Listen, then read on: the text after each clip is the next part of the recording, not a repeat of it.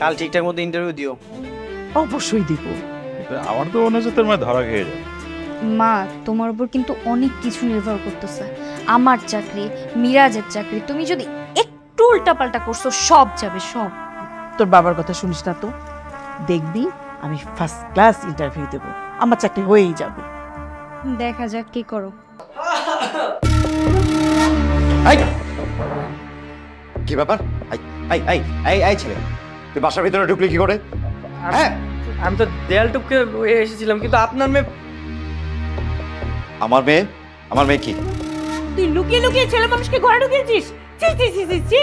না না মা, বিশ্বাস করো, আমি তো কিছু জানি না। আর ও তো অনেক খারাপ। আমার মনে হয় কি ও চুরি করার জন্য এখানে আসছে।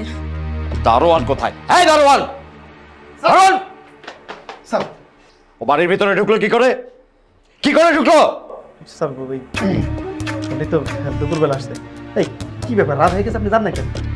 আমাকে তো আটকে রাখা হয়েছিল। দুপুরবেলায় ঢুকছে মানে? তার মানে তুই সবকিছু জানিস। বল কি করে ঢুকলো? স্যার হয়েছে কি, গরিব মানুষ তো 500 টাকার লোভ দেখাইছে, আমি ঢুকতে অনুমতি দিয়ে দিছি। আমি ম্যাডামের সাথে দেখা করতে আসছিলাম। তোর চাকরি আজকে থেকেই নট, আর কালকে আমি দুটোকেই পুলিশের কাছে হ্যান্ড ওভার করবো।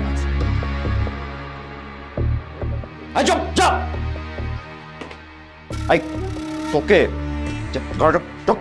তোকে পুলিশের কাছে দেবো। How dare you! কি হচ্ছে কি এসব?